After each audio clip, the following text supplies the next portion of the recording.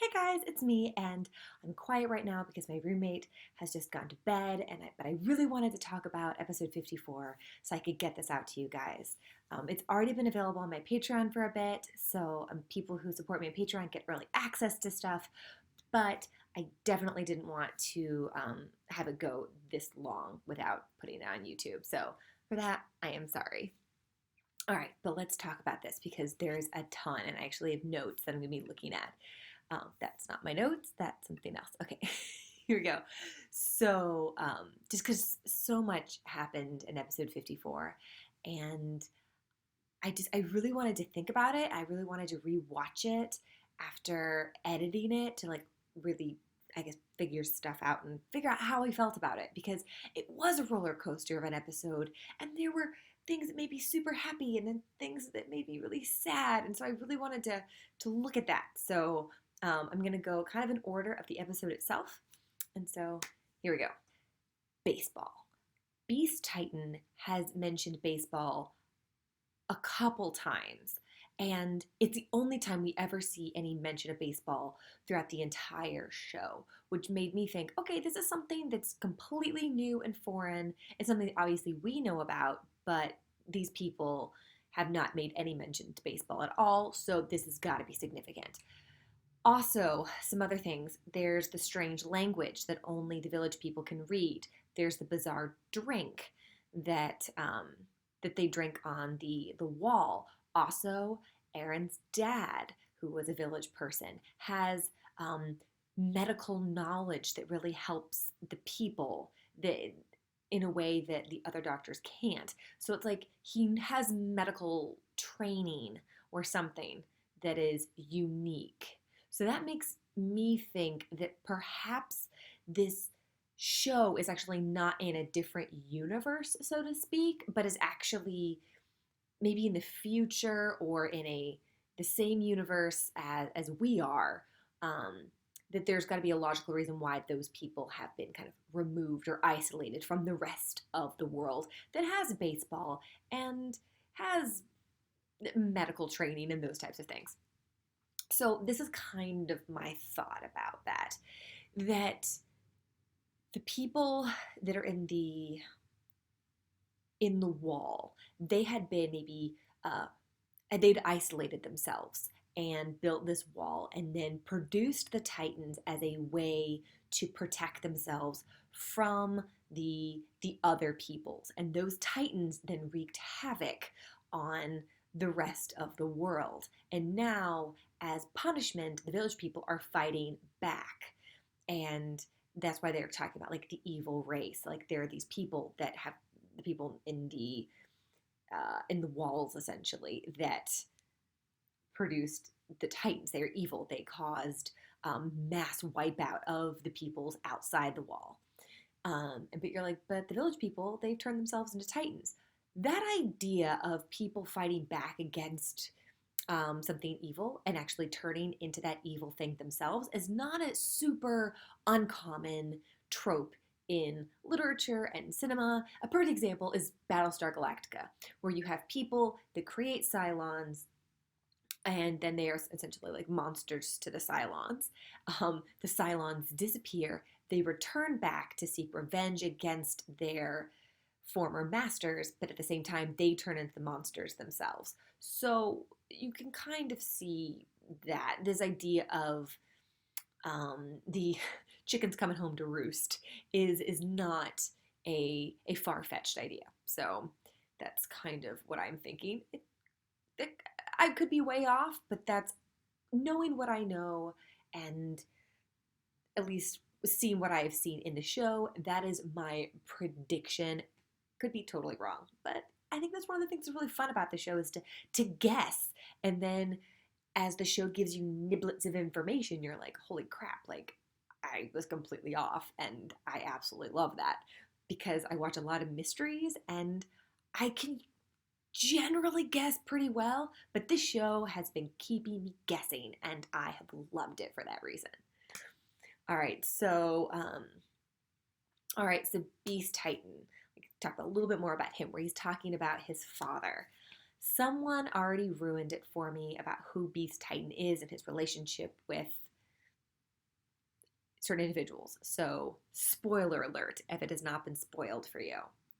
All right, um, so we have right here Beast Titan acknowledging that he has a different philosophy than his father. So it seems like maybe his father went into the village, into the walls, and was maybe going to try to fight them or something, but in many ways just got to know the people and tried to save them from within, save the people themselves from the royal dynasty and the royals' control over the people. So the father was trying to save people within, which goes well with the idea that he is a doctor. So, and then the Beast Titan, his son, is trying to destroy the people from without. So you have father and son, the two different kind of schools of thought in terms of saving the world.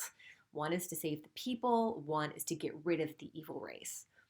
Eren, in many ways, has taken up the banner of his father, which makes sense considering he ate his father and gained his powers.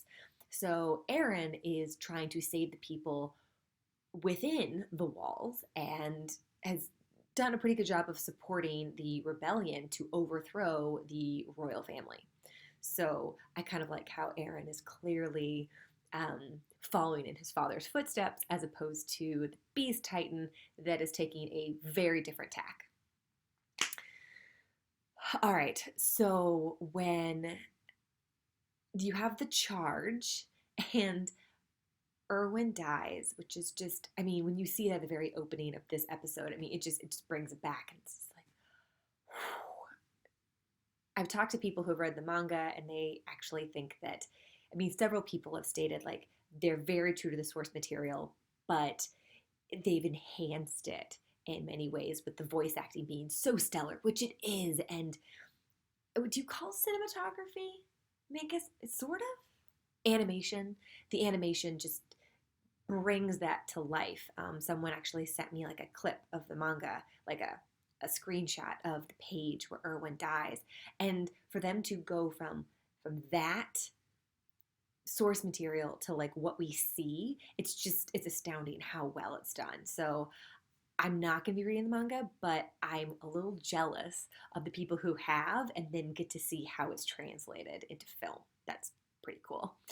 But when Erwin dies, Bullcut like takes up the charge, and it's just so sad. And it's like he's like, I shouldn't be here. I shouldn't. I should be with Hitch. I should be with other people. And those kind of little snippets and clips that they show of all the other people living their lives. And I've talked to some of my friends who are in the military, and when their comrades or when they themselves have been really intensely wounded, that's one of the things they think of is like, I shouldn't be here. I should be with my family. I should be, or thinking of all the places they could have been. And you kind of see that in Band of Brothers in the Pacific. And obviously, everyone who is in combat has very different experiences when they're injured. Um, but I feel like they definitely capture the surreal experience that one's last moments might be. And that was just heartbreaking. And someone actually pointed out that Hitch wasn't actually asleep, that she was actually awake. And that I wish I could remember Bullcut's real name. I just can't. But Bullcut and Hitch, that they never got to be together, which I didn't necessarily get like a super huge romance vibe. I mean, maybe a little bit. We didn't really see them a ton together, but there's definitely like a strong companionship between the two of them, and I'm sure she misses him. And so that is just so heartbreaking to know that she will never see him again and he will never see her again, and there's a good chance that she will never know how valiantly he died. That's just really, it's really sad. Wow, I got some stingy right there. I'm a hot mess. Which kind of in that whole context, you have cowardly dude lives, which I think is completely unfair, but I think is narratively significant to that character where you have someone who is completely paralyzed by fear, finally faces the fear and survives. So I'm really excited to see how Cowardly Redheaded Dude develops as a character. Does he become a major character? Probably not, but does he have like a supporting role? I would hope so, and I really want to see what that looks like.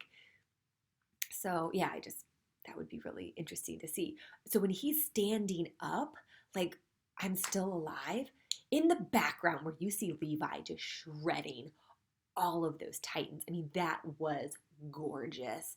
So, all my critiques of the animation this season, I definitely feel like they maybe rushed through some episodes and rushed through some dialogue scenes to really focus on this episode in particular because it was beautiful.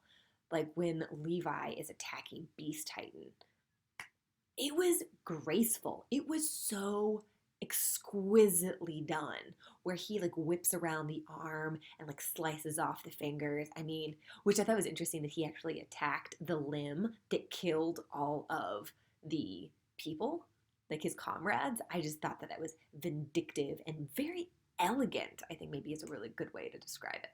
But I really, really, really enjoyed that. And when he rips, I gotta move my notes out. When he rips Beast Titan out of like his Titan cocoon, essentially, um, and he puts like the blade in the mouth, and it's like Beast Titan is one of the only Titans that can talk, and he's just being flippant and cruel, and Levi sticks the sword in the mouth so he can't talk anymore. It's just like, ooh, it's beautiful. Like, it was so great.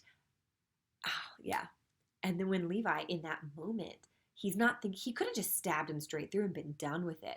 But he was thinking, I can give this power to someone else. And it wasn't, I can give this power to me. I can give this power to Erwin. Is Erwin still out there? Which just really shows how their relationship has so dramatically changed since like the time that they met to now. And that just, you know that Erwin's not alive, which just, I mean, I guess the show, no one's full, no, yeah, or I think Erwin's genuinely dead. But yeah, the fact that Levi hesitated, which Levi does not hesitate, the fact that he hesitated and thought, not only can we use this power to our advantage, but I can resurrect essentially, or I can save Erwin. It's just heartbreaking, particularly because that hesitation and that compassion towards Erwin led to Beast Titan's escape. Which leads me to Turtle Titan, which after watching this episode, I feel like I should dub him Platypus Titan instead. I'm going to go with Turtle Titan because of, what's the term? Alliteration. With the alliteration Turtle Titan, but his lips definitely look like a duckbill platypus. And when Levi is looking at them leave, like Beast Titan is being kind of carried away, his look of just like, what have I done? What have I done? And there's definitely some hopelessness and he gives up to a little bit. And then he's like, no! And he like regains his strength. And it's kind of like the despondency that Armin had temporarily, where he kind of gave up and had no plan. Levi, I felt like, had that too. And redoubles his efforts and then just goes on the rampage, and it is awesome. So I'm really excited to see like where Levi kind of shows up again, and does he actually get to Beast Titan? Because I mean, the dude's really vulnerable because you can't regenerate your body and then develop the Titan body that quickly. I mean, I would assume. So he's in a vulnerable position, and I mean, I'm sure Levi is not going to catch up to him, but it would be pretty great if he did. But narratively, that wouldn't make a lot of sense. I feel like the Beast Titan's going to go lick his wounds, come back, and is going to be like a big boss, essentially, that Eren's going to have to fight. Okay, let's see. Okay, let's just talk about the sad one. Armin. I feel like I haven't fully mourned the loss of Armin. I'm hoping that next episode's going to give me an opportunity to do that. Mainly because the sacrifice of Armin was in many ways interrupted by the reoccurrence of my favorite character, Hanji.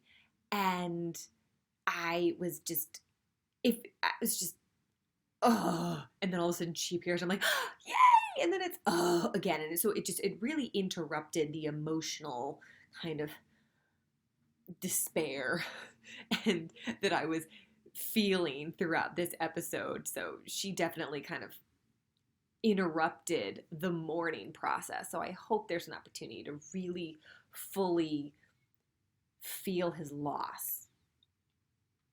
So that was, yeah. Um, I know I've said this a couple times that really Hanji and Armin definitely there's some redundancy there in terms of their role in the squad where you can only have one Brainiac. And I mean, I assumed it would be Armin that would survive because Hanji obviously was burned up in the last episode. And then, like, she reappears, which really, really kind of hit home that, like, no, this is real. Like, this is not just a Armin's going to be injured or whatever. Like, Armin's actually going to die because now Hanji is back, which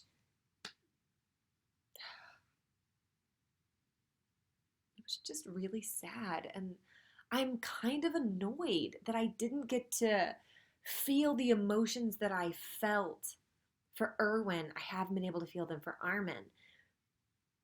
And it's not because his death wasn't sad. It was. I think it's because I was emotionally prepared for sadness just because the past couple of episodes have been really sad. And Hanji showing up just really just distracted the sadness out of me. Um, but I mean, it was a good death. It was not a pointless it was not a pointless death. It was a good thematically significant sacrificial death, and that's beautiful. Um, and the fact that I mean, I know that I've said that like kind of Armin's a coward, and it's there's definitely that sense, but it's because he's not as he's not as incredible on the battlefield like Mikasa and Eren. He was very brainy. He was kind of in the background. He definitely like stepped up when he needed to step up, but there is a sense that he was not as what's the term? Combat committed maybe? I don't know. That's not the right term. I'm struggling with term words right now because it's late. But the fact that his sacrifice and his defeat of the biggest titan ever wasn't in his ability to fight. It was in his ability to not run and his ability to be committed to a cause. And that is consistent throughout the entire narrative of him as a character. And that was great to see the building of him as a character and kind of come into fruition. Like this is who he is. And because this is who he is, he's able to sacrifice and save everybody. It's just like, these writers are so good. Like, so good. Oh my God. Oh. They're just so good. All right, so my last thing. So I assume Reiner is dead because he took a thunder spear to the gut. So now we have Berhold, and Berhold is clearly not dead. He's being dragged by Eren, which makes me think, okay, how are they going to keep him from turning into the Colossal Titan? And I assume Hanji is in some way going to kind of keep him contained. But are they going to be able to use him as a source of information? And through that, maybe Berhold is going to come see the error of his ways, or is he going to be kind of an antagonist behind the scenes where he's making people second guess themselves? Maybe he shows them a different perspective that really makes them doubt their role and their purpose in all this. I don't know, but I'm really interested to see how they deal with the fact that Berhold is still alive and now essentially a prisoner of theirs. Like, what are they going to do with that? And now the fact that he is no longer able to become the Colossal Titan and Eren sealed the hole, like they did it. They have reclaimed that territory, that village, that town. So it seems like they're gonna be able to get into the basement relatively unencumbered. There we go, unencumbered. And so that means that they might be able to like start resettling that area, which is fantastic. But like it seems so it's like they did what they intended to do, but it was like a Pyrrhic victory. I mean, they did it, but how many people did they lose? And are they going to be able to take back any more territory with such a small amount of people? I mean, I feel like they got to get rid of Ape Titan before they can do a whole heck of a lot. And then there's also the worry, who else is out there that can actually cause problems? Is there another Colossal Titan? Is there another type of beast, titany type creature? Berholt, Reiner, Annie, and Beast Titan can't be the only ones. So, where are they? And when are the rest of the village people gonna show up? So many questions I have, but I love this season more than season 2. That was more of the political drama, just kind of the posturing. I see why that was necessary. I enjoyed it for different reasons, but this season's narrative I find much more enthralling. So there you have it.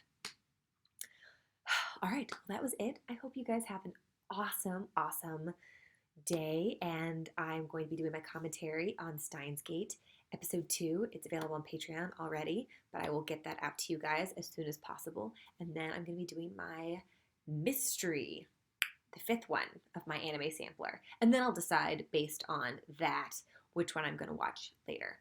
I will be out of town this weekend, or actually not this weekend, this whole week. Chris and I are going to the beach, so you can check my Instagram. I'll have all sorts of pictures.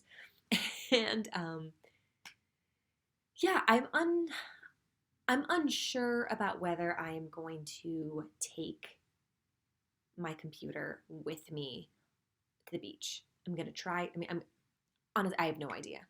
There's a part of me that wants to because I want to be able to react to the next Attack on Titan episode, but then there's a part of me that's like, I'm on vacation, so I'll let you guys know.